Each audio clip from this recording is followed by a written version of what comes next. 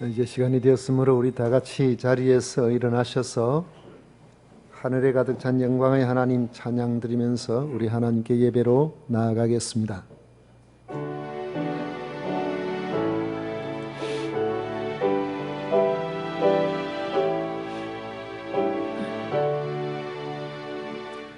하늘에 가득 찬 영광의 하나님,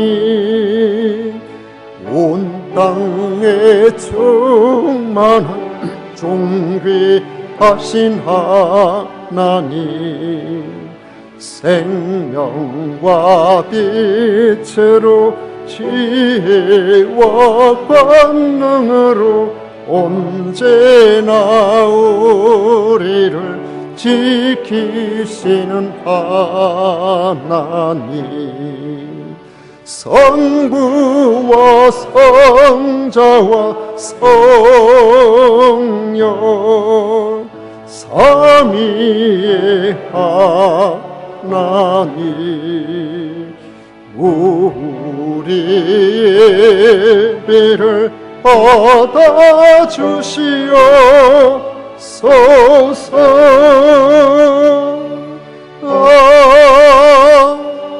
아멘.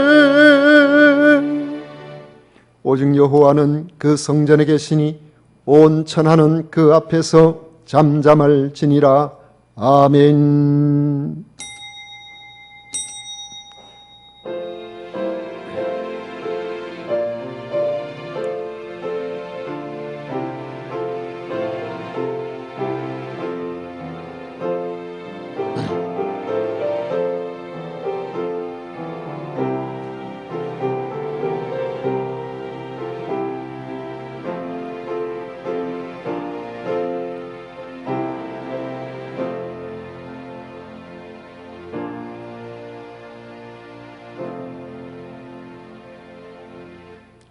하나님의 신부 삼으신 하나님의 백성들을 통하여 예배받기를 기뻐하시는 성삼위 하나님을 찬양합니다. 마음과 정성과 뜻을 모아 예배를 드리오니 기쁘게 받아주시고 저희들에게는 한량없는 은총으로 채워주옵소서.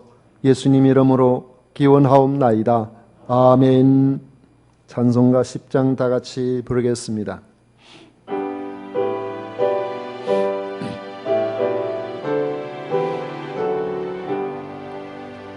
전능왕 오셔서 주 이름 찬송케 하옵소서. 영광과 권능의 성부여 오셔서 우리를 다스려 주옵소서. 아멘. 성시교독 교독문 제21번입니다. 찬송가 뒤에 있는 교독문 제21번입니다. 내가 여호와를 항상 송축하며 내 입술로 항상 주를 찬양하리이다.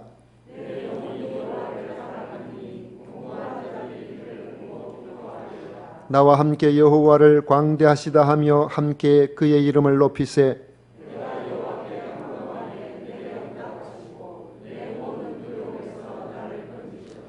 이 공관자가 부르짖음에 여호와께서 들으시고 그의 모든 환난에서 구원하셨도다.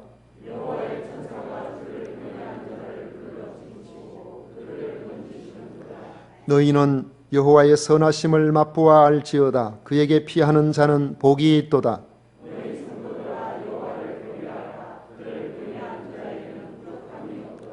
젊은 사자는 궁핍하여 줄일지라도 여호와를 찾는 자는 모든 좋은 것에 부족함이 없으리로다. 아멘. 다 같이 신앙 고백 드리겠습니다. 전능하사 천지를 만드신 하나님 아버지를 내가 믿사오며 그 외아들 우리 주 예수 그리스도를 믿사오니 이는 성령으로 잉태하사 동정녀 마리아에게 나시고 본디오 빌라도에게 고난을 받으사 십자가에 못 박혀 죽으시고 장사한 지 사흘 만에 죽은 자 가운데서 다시 살아나시며 하늘에 오르사 전능하신 하나님 우편에 앉아 계시다가 저리로서 산 자와 죽은 자를 심판하러 오시리라. 성령을 미사오며 거룩한 공회와 성도가 서로 교통하는 것과 죄를 사하여 주시는 것과 몸이 다시 사는 것과 영원히 사는 것을 미사옵나이다. 아멘. 다 같이 자리에 앉으셔서 찬송가 428장 함께 부르겠습니다.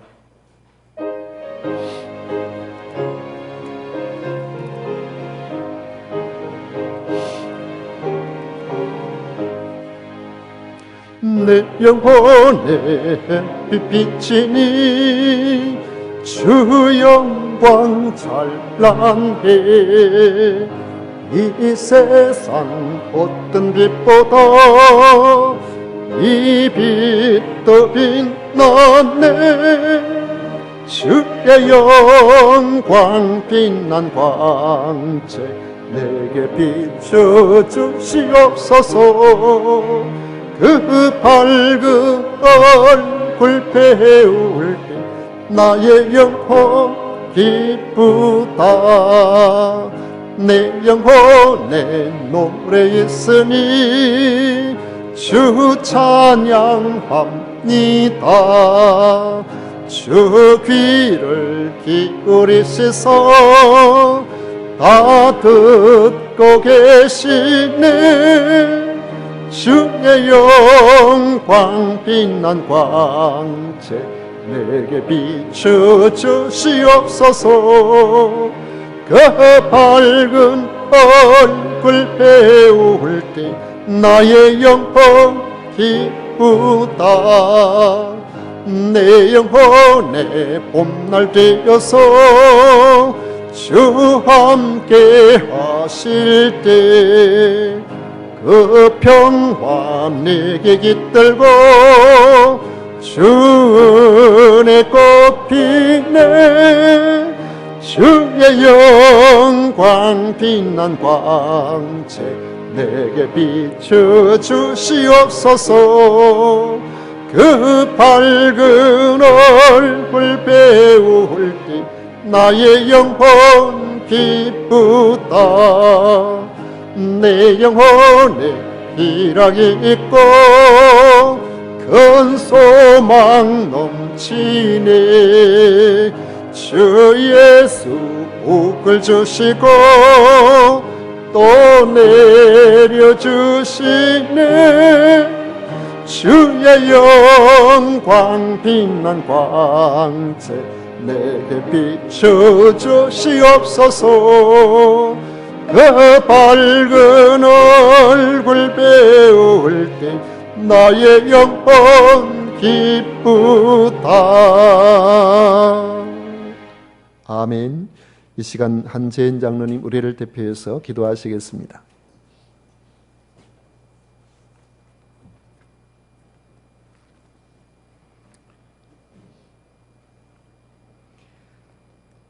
우리를 너무나도 사랑하셔서 우리를 새롭게 하시려고 독생자 예수님까지 내어주신 하나님 아버지께 영광과 찬송과 경배를 올려드립니다. 지난 한 주 동안 세상에 살면서 내 속에 성령 하나님을 의지하지 않으므로 그 권능을 세상에 나타내지 못하고 내 뜻대로 내 정욕대로 살았음을 고백합니다. 이 시간 내 속에 믿음 없음을 성령의 도움으로 회개하게 하시고 나를 사랑하는 것보다 주님을 더 사랑하며 주님만을 의지할 수 있는 믿음을 허락하여 주시옵소서. 하나님 아버지께서 이 나라 이 민족을 얼마나 사랑하시는지 수많은 고난과 시련의 연속인 정말 바람 앞에 촛불과 같은 국제 환경 속에서도 하나님의 강한 오른팔로 이 나라의 자유와 평화를 지켜주심에 감사를 드립니다. 이 모든 것이 하나님의 은혜임을 알기에 이 시간 이 땅을 위하여 진정으로 기도합니다. 하나님께서 너무나도 사랑하시는 이 땅이 한 치 앞을 예측할 수 없을 만큼 불안에 휩싸이고 집단주의, 개인주의가 팽배하며 상식이 깨어지고 도덕과 사랑을 잃어버린 이 시대가 시간이 흐를수록 주님의 말씀에 멀어져 가고 있습니다.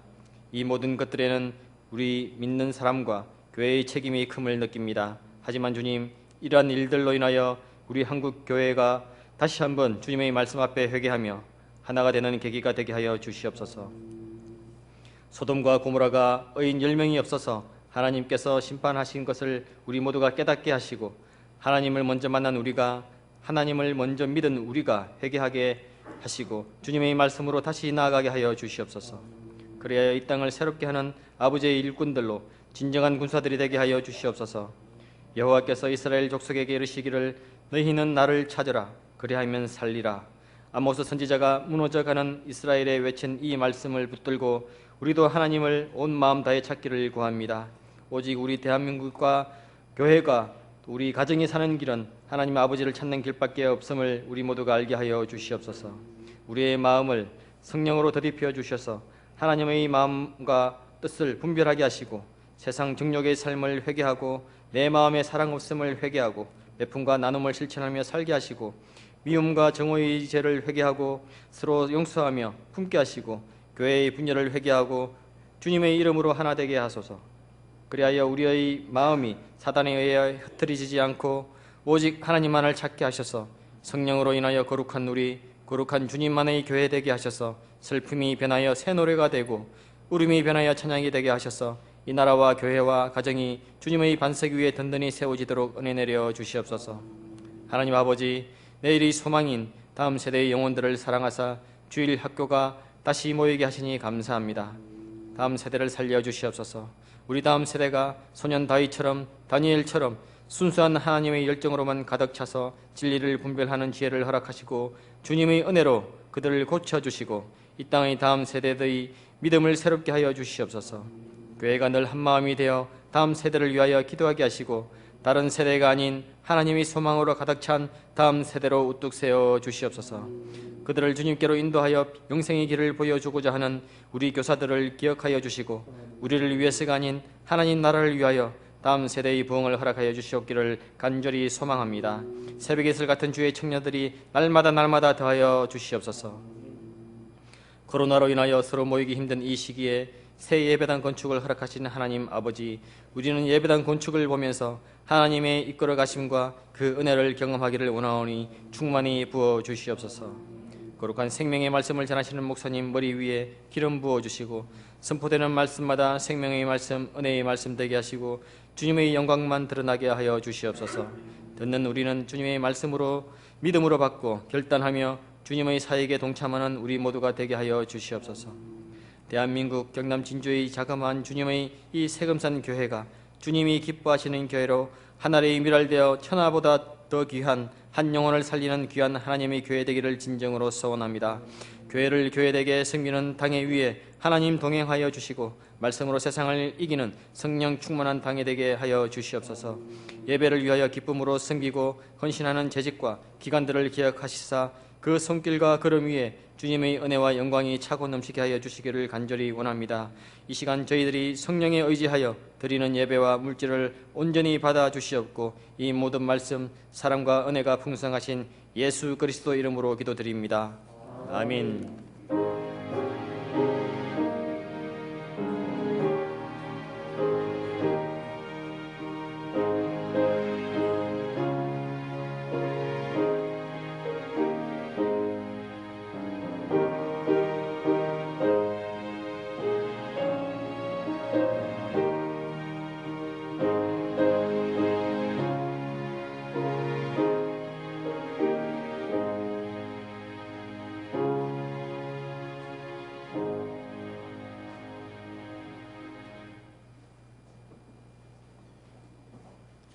이 시간 우리에게 주신 하나님의 말씀은 구약 성경 호세아 2장 14절부터 23절까지 말씀입니다.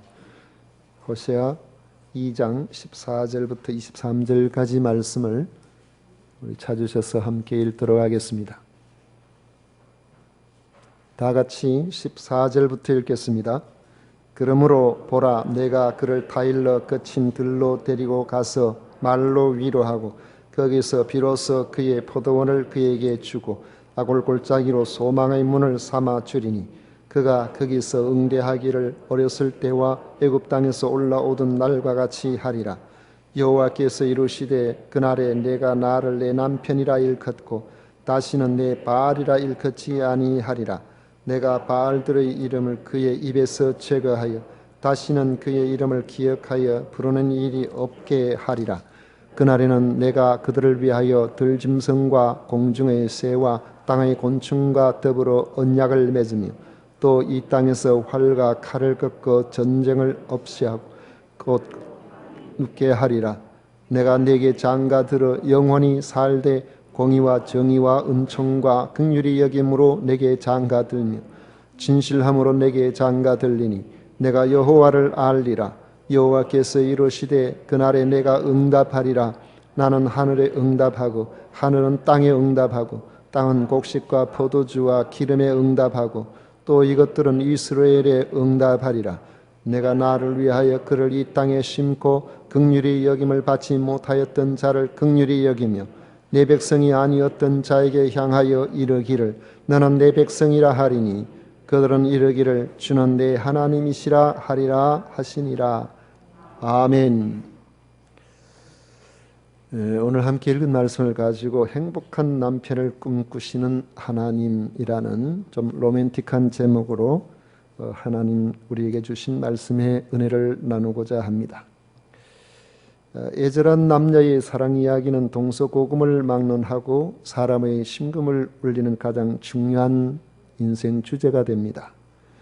남녀의 사랑을 가로막는 일이 로미오와 줄리엣처럼 신분이나 집안일 수도 있습니다. 그런데 그것이 무엇이든지 간에 사랑을 가로막는 것이 완강하면 할수록 그리고 그 모든 환경을 뛰어넘어 사랑을 쟁취할 때에 절절한 사랑 이야기가 됩니다.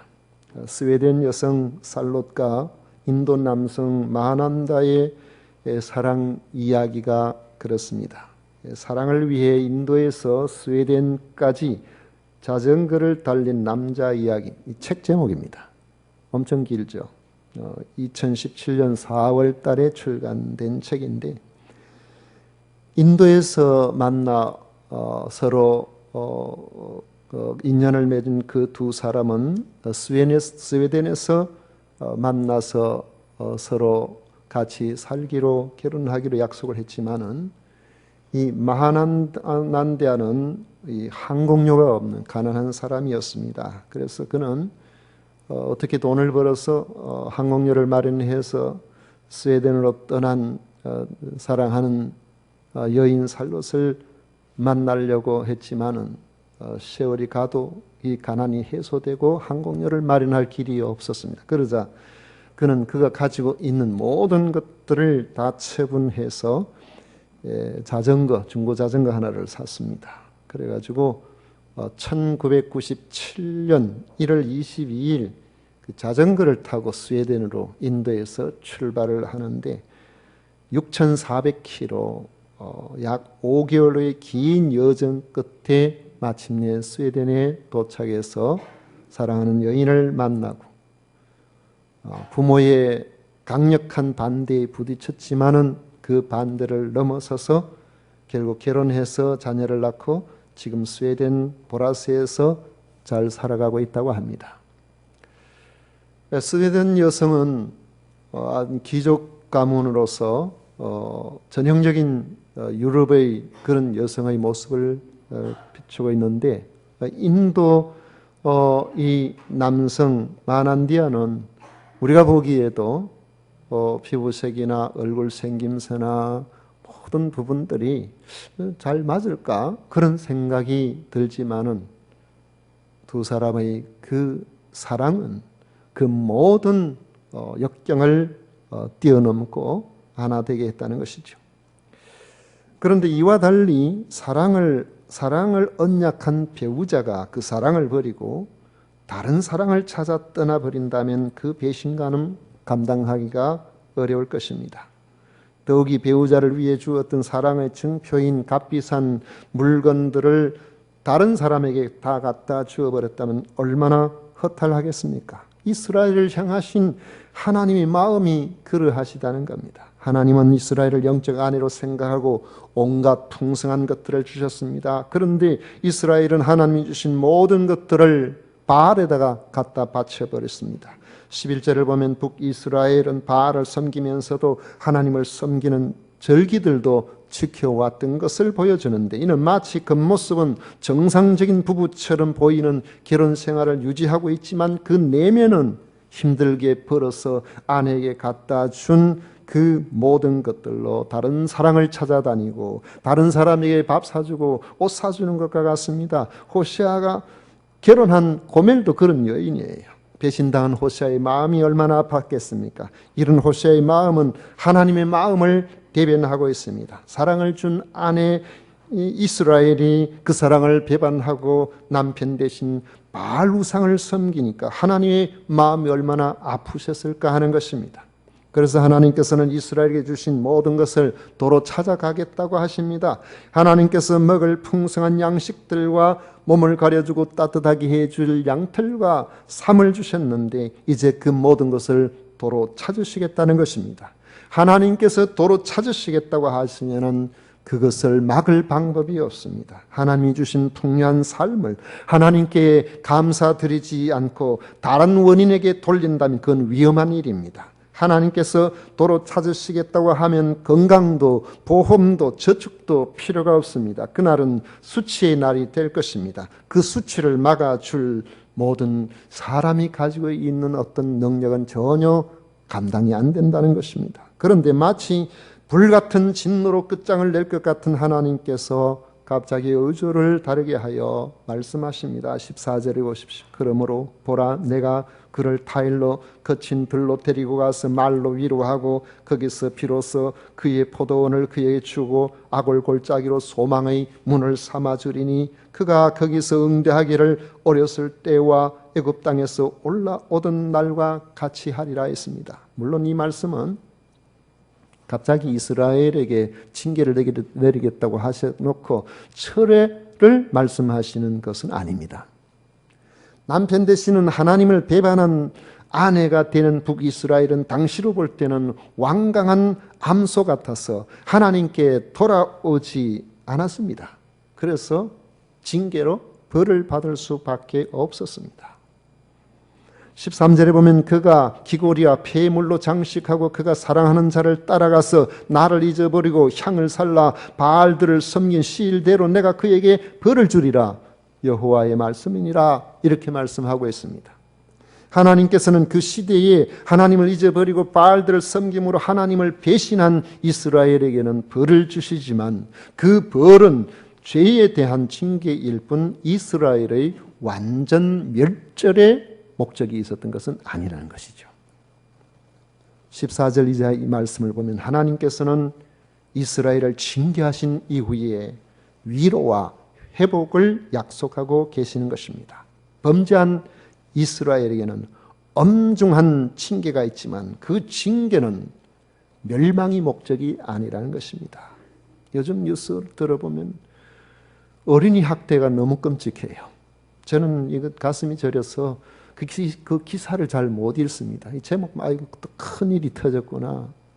그 아이들을 생각해 보면은 의지할 바가 없이 도망도 가지도 못하고 그곳에서 지옥 같은 나날들을 보내다가 끔찍한 변을 당하고 그런 것들을 보면은 정말 너무너무 마음이 아파요. 자기들은 사랑의 징계라고 하지만 이것은 사랑의 징계는 아닌 거라고 생각합니다. 여론이 악화되니까 법무부에는 민법에 명시된 부모의 자녀 징계권을 아예 삭제하기로 했습니다. 민법 제915조에 보면 친권자는 그 자를 보호 또는 교영하기 위하여 필요한 징계를 할 수 있다라고 명시되어 있는데 그 조항을 없애버리겠다는 겁니다. 이렇게 되면 부모가 자식에게 종아리 해초리 한 때리면 잘못하면 고발을 당해가지고 잡혀갈 수가 있습니다. 그러니까 잘못한 아이를 어떻게 징계를 해서라도 바로 좀 세우고 싶은데 머리에 주먹으로 한 대 쥐어박는 것도 학대라고 그러면은 우리가 무슨 재주로 자기 아이를 제대로 양육할 수 있겠느냐. 그래가지고 이런 문제 때문에 또 여러 가지 여론들이 또 많아서 이걸 어떻게 해야 되나.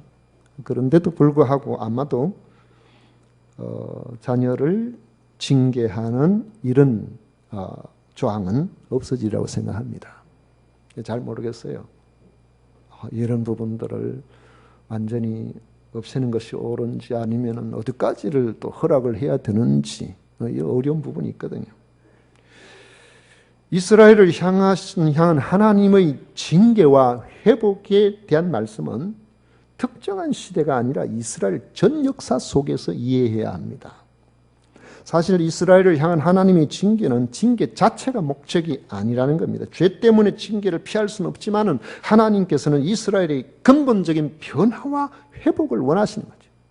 워낙 완악하고 말을 안 듣고 계속 죄 가운데 빠져 들어가니까 그것이 그들에게 고통이고 그것이 그들에게 징계고 그것이 그들에게는 처절한 어려움으로 나타나게 되는 것이지 하나님의 본 마음은 그게 아닐 겁니다. 하나님은 사람의 말과 정서로 말씀하십니다. 이스라엘을 타일러 거친 들로 데리고 가서 말로 위로하겠다고 말씀하시는 것입니다. 거친 들은 어떤 존재의 방해도 받지 않는 하나님과 이스라엘만의 은밀한 장소입니다. 하나님께서는 애굽에서 압제를 당하며 탄식하던 이스라엘 백성들을 특별한 방법으로 애굽에서 나오게 하셨죠. 그리고 광야로 데리고 와서 세밀하게 돌보셨습니다. 이스라엘 백성들이 마음을 열고 하나님의 따뜻하고 세밀한 돌보심을 제대로 볼 수만 있다면 그것이 하나님의 사랑임을 그들은 느낄 수가 있었을 것입니다. 하나님은 번잡한 모든 것들로부터 벗어나 이스라엘을 거친 광야로 데리고 와서 말로 위로하겠다고 하시는 것입니다. 여기서 말로 위로한다는 뜻은 그 마음에 대고 말하겠다, 그런 뜻입니다. 이스라엘을 사랑하셔서 이스라엘의 사랑도 받고 싶어 하시는 하나님의 마음을 이스라엘에게 알게 하고 싶어 하시는 거죠.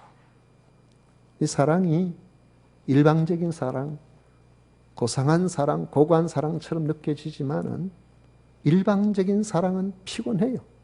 짝사랑은 고통스러워요.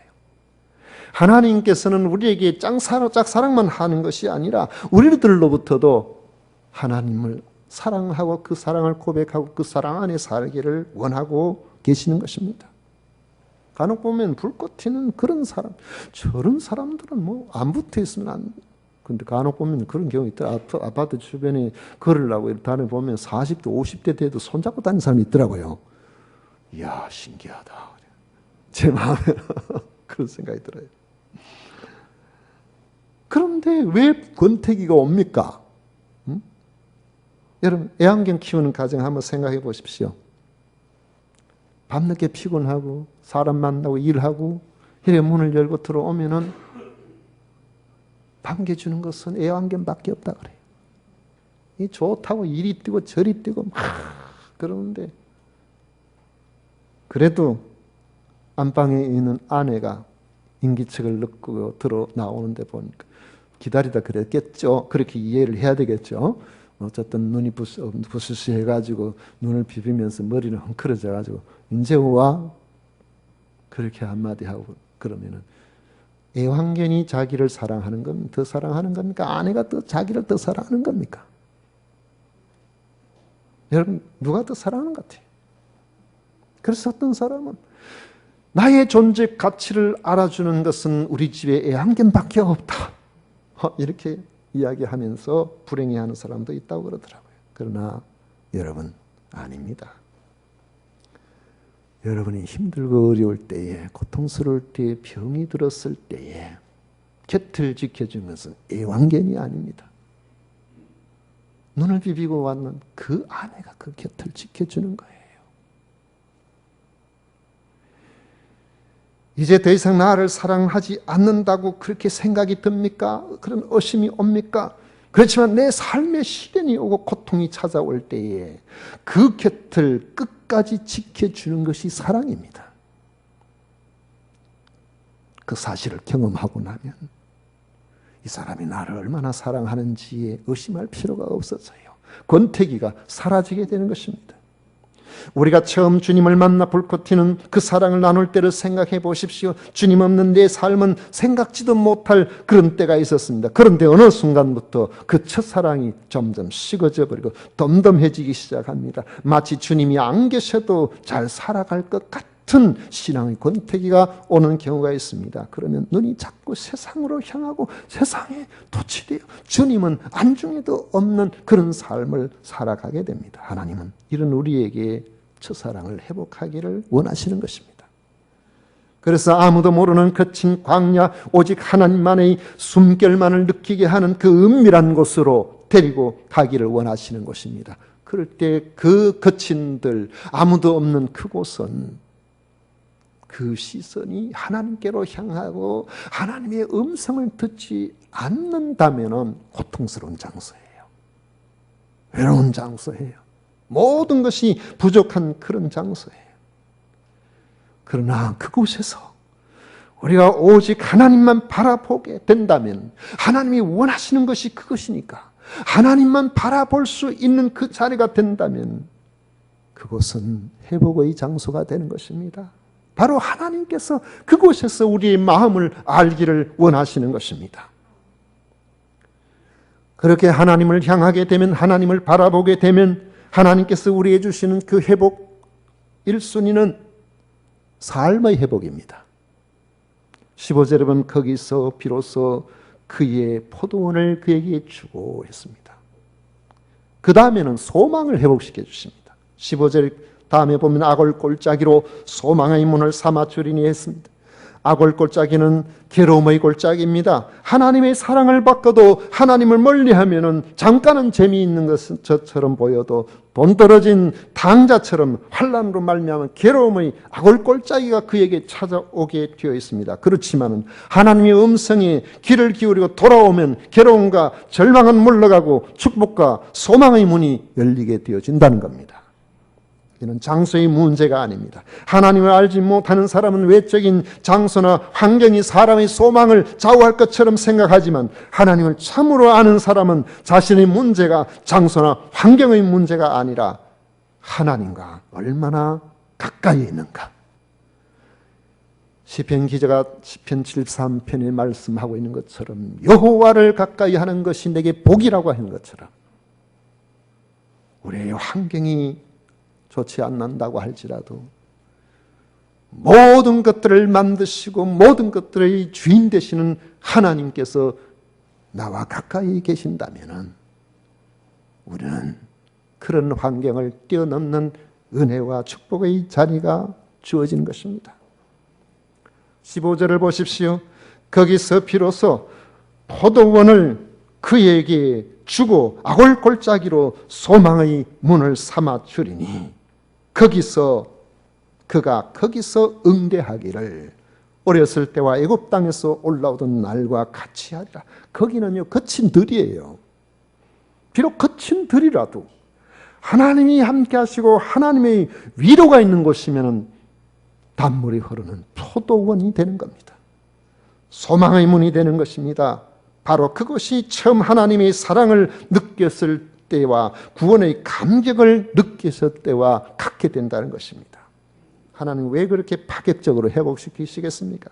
하나님이 이스라엘을 다시 회복시켜서 자기 아내로 삼고 싶고 이스라엘에게 남편 소리를 듣고 싶으셨던 것입니다. 16절에 보십시오. 여호와께서 이르시되 그날에는 내가 나를 내 남편이라 일컫고 다시는 내 바알이라 일컫지 아니하리라 했습니다. 하나님이 원하시는 회복의 날, 우리의 신앙이 회복되면 더 이상 바알 같은 세상을 향하여 입술을 벌리지 않을 것이고 오직 하나님만 바라보게 되는 순결한 영적 신부가 될 것입니다. 하나님께서 우리에게 원하시는 바가 바로 그것인 겁니다. 그래서 우리가 입술을 연다면 주 예수보다 더 귀한 것은 없네. 이 세상 부귀와 명예와 행복과 바꿀 수가 없네 하면서 우리 하나님을 노래하게 되는 것입니다. 그리하면 환난을 물리치고 평안을 누리게 하겠다고 말씀하시는 것입니다. 하나님의 소원을 보십시오. 19절 20절에 내가 네게 장가들어 영원히 살되 공의와 정의와 은총과 긍휼이 여김으로 네게 장가들며 진실함으로 네게 장가들리니 내가 여호와를 알리라. 이때 신부에게 주시는 5가지 지천금이 있어요. 첫째는 공의, 둘째는 정의, 셋째는 은총, 넷째는 긍휼, 다섯째는 진실함입니다. 여기 공의라는 것은요, 절대적으로 옳은 것을 말해요. 하나님과 우리 사이의 그 부부관계가 누가 뭐라고 할 수 없을 정도 하나님께서 인정하는 그런 바른 부부라는 겁니다. 정의는요, 부부가 되는 그 과정이 옳다는 겁니다. 예수 그리스도를 통하여 우리의 허물의 모든 죄값을 다 지불하고 아무도 우리에게 그 빈틈을 보고 너는 내 것이다 삼아주신 거예요. 그 다음에 여기 말씀의 세 번째로는 은총이죠. 너 나와 결혼하면 내가 너 책임지겠다. 성실하신 하나님께서 책임져 주시는 거예요. 그 다음에 네 번째로는 긍휼입니다.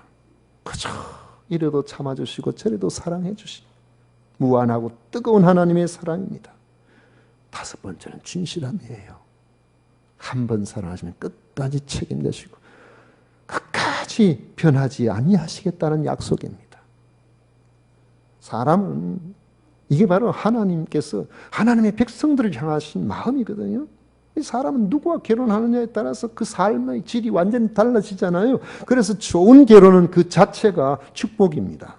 이스라엘의 신랑이 되기를 바라시는 하나님이 순결한 결혼, 우리와의 그 결혼은 그 자체가 축복인 줄 믿으시기 바랍니다.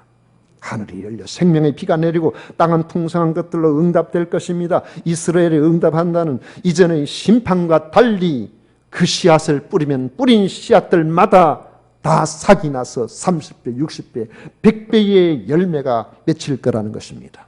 또 가장 크고 완전한 복을 약속하셨습니다. 긍휼히 여김을 받지 못하던 자들이 긍휼히 여김을 받고 내 백성이 아니라 하던 자들에게 너는 내 백성이라고 하시면 그들은 주는 내 하나님이십니다.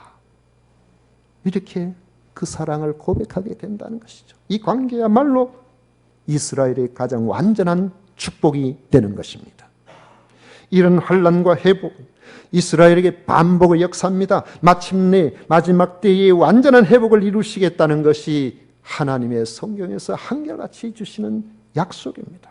우리가 사는 이 역사의 시대가 지금 어디에 와 있는지 우리는 정확하게 모릅니다. 그렇지만 분명한 것은 하나님의 심판이 임박한 시대를 우리 하나님께서는 우리가 살기를 원하지 아니하신다는 겁니다. 저는 북한의 김정은 체제는 무너져야 될 체제라고 그렇게 생각합니다. 이번 정부와 여당에 얼마나 북한에 공을 들였습니까? 그러나 저들은 여전히 배반하거든요. 저를 왜 배반할까요? 함께 갈 수가 없어요. 왜 그렇게 될까요?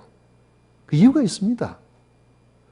저들은 우리는 그냥 대통령이라고 5년 있으면 또 다음 바뀌고 뭐 이렇게 권력이라는 것이 이렇게 자꾸 이렇게 되지만은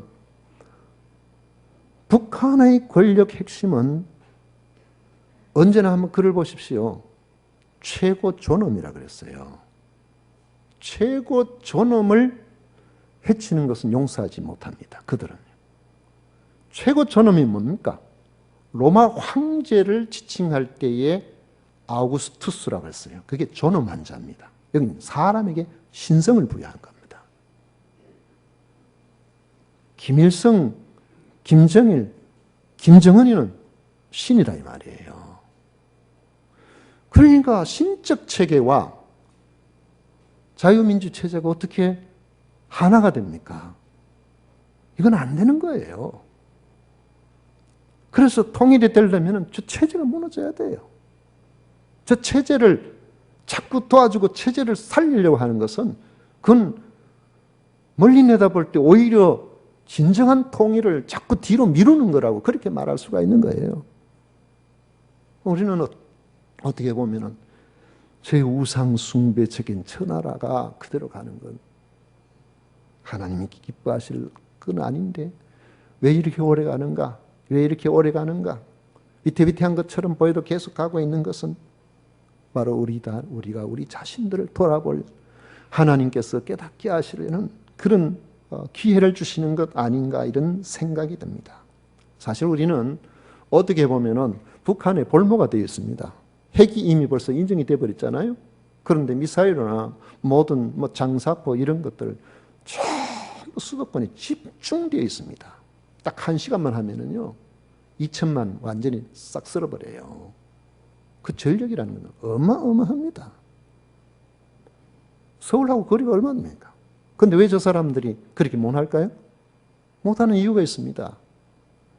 미국과 우리가 동맹이기 때문에, 전략 자산이 미국에 있기 때문에, 미국에서는 개미 한 마리 움직임까지 다 살펴보고 있습니다. 그래서 200여 군 아예 비상시에 타켓을 딱 그냥 상황만 얼어지면 바로 그냥 핵심적으로 공격할 것을 정해놓고 있어요.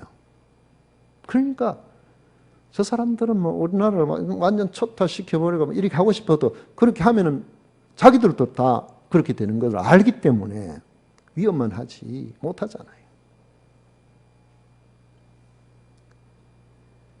그런데도 불구하고 어떤 이들은 종전을 선언하자. 종전 선언하면은 한미 동맹이 느슨해지거든요. 그러면은 위급할 때에 국가는 자기 나라 중심으로, 트럼프가 맨날 하는 말이 돈 많이 든다. 미군들한테 그건 너무 돈 많이, 그 사람은 맨날 돈 이야기거든. 그건 전쟁하면 얼마나 돈이 많이 듭니까? 그런데 핑계대고 늦장 부리고 이렇게 하면은 고통당하고 어려움당하는 것은 바로 우리들이래요. 세계 질서는 아주 냉혹합니다. 우리가 한미 동맹을 이야기하지만 미국도 믿을 수가 없어요. 지금 이 코로나 사태가 지나가고 나면은 앞으로 이 경제 문제가 어떤 식으로 뒤바뀌어질지 아무도 예측을 못해요. 이전에 전혀 경험해 보지 못한 이런 시대를 우리가 지금 살아가고 있습니다. 그런데도 불구하고 우리가 편안하게 잘 지내는 것은 마치 화살이 중력을 이기고 쏠 때의 그 힘에 의해 가지고 포물선을 그리며 날아갈 때에 뒤에서 밀어내는 힘으로 요만큼 가고 밀어내는 힘으로 요만큼 가고 지금 그렇게 하고 있는데, 그것을 가까운 눈으로 짧은 그 시각으로 이렇게 바라볼 때는 아직 날아가고 있거든요. 그래서 우리가 그 위기를 잘 못 느끼는 것이죠. 그러나 이 힘은 한계가 있습니다. 계속 밀어나가지 못하면 언젠가 포물선의 정점을 찍고 그 다음에는 떨어지도록 되어 있단 말이에요. 우리는 세상을 믿을 수 없습니다. 미국을 믿자는 것도 아니에요. 한미 동맹을 의지하자는 것도 아닙니다. 그러나 하나님께서 그걸 통해서 그래도 이 나라를 사랑하시고 이 나라를 지켜내시기를 원하시는 하나님의 뜻이 거기에 계시지 않겠는가, 그렇게 생각하는 것이죠. 우리가 가져야 할 신앙적 태도는 바로 이런 냉혹한 현실을 깊이 알고 우리 자신들이 하나님께서 멀어지지 않도록 하나님과 흠없는 관계를 유지하는 데 있다는 것입니다. 내가 하나님과 흠없는 관계에 있다면, 우리가 하나님의 사랑하는 신부라면 하나님 그냥 두고 보시겠습니까? 하나님께서 우리를 지키기 위해서 어떤 방식으로도 일어나시게 일하실 것입니다. 주 예수보다 더 귀한 것은 없다는 고백이 진실하다면 우리는 개인이든 국가든 복된 자리에 있는 것입니다. 혹 하나님께서 멀어져 있다면 얼른 위로의 음성을 듣고 귀를 기울이고 하나님께로 돌아와야 됩니다. 그 자리가 어떤 자리라고 할지라도 하나님의 음성에 사랑으로 돌아오기만 한다면 우리의 삶 전체를 책임져 주시는 하나님, 우리의 남편이 되어 주실 것입니다. 한국 교회의 남편이 되어 주실 것입니다. 하나님과의 온전한 관계 안에 있는 내 인생의 모든 축복이 하나님과 우리가 어떤 관계에 놓여 있느냐에 달려 있다는 것을 생각하고 우리 하나님의 순결한 신부로서 자기 자리를 잘 지켜나가시는 여러분들 되시기를 축원합니다. 기도하겠습니다. 고마우신 하나님 아버지, 감사합니다. 우리를 하나님의 신부 삼아주심을 감사합니다. 견는 줄 하지 아니하고 세상을 바라보지 아니하고 쾌락을 바라보지 아니하고 명예를 탐하지 아니하고 우리 주님을 온전히 사랑하며 그 사랑 안에 주님 하신 모든 일들을 감사하고 감격해하는 우리 모두가 되게 하여 주옵소서. 이 나라 이 민족을 지켜 주옵소서. 한국 교회를 붙들어 주옵소서. 우리 모든 성도들을 붙들어 주옵소서. 예수님 이름으로 기도드리옵나이다. 아멘. 찬송가 430장 함께 부르겠습니다.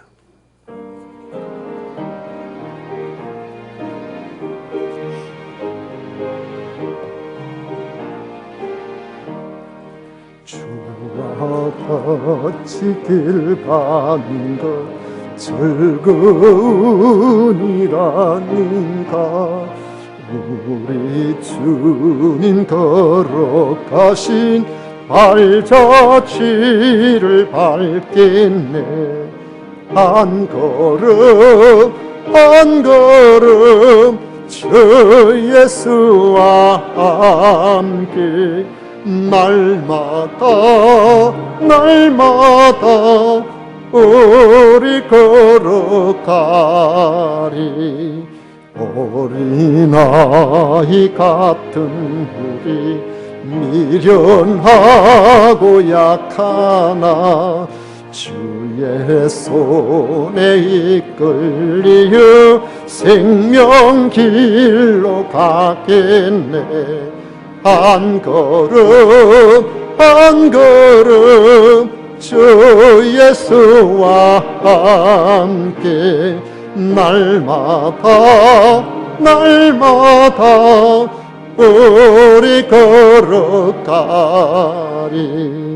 꽃이 피는 들판이나 험한 골짜기라도 주가 인도하는 대로 주와 같이 가겠네. 한 걸음 한 걸음 주 예수와 함께 날마다 날마다 우리 걸어가리.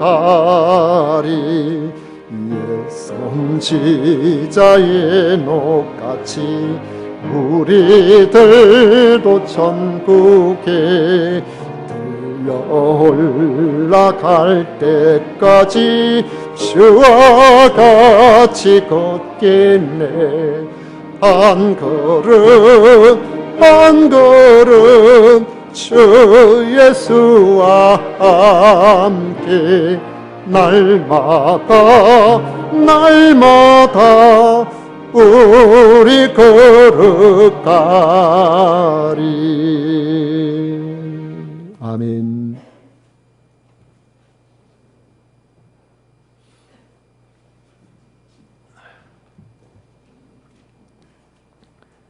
우리 하나님 앞에 드린 예물 위해서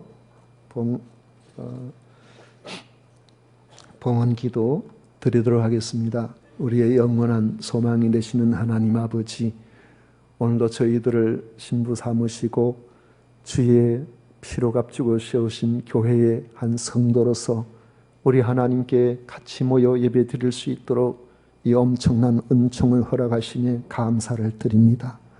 아버지 하나님, 이 시간에 예배를 드리며 우리의 마음, 주를 사랑한다는 마음이 진실임을 고백하는 아버지 하나님 귀한 예물을 드립니다.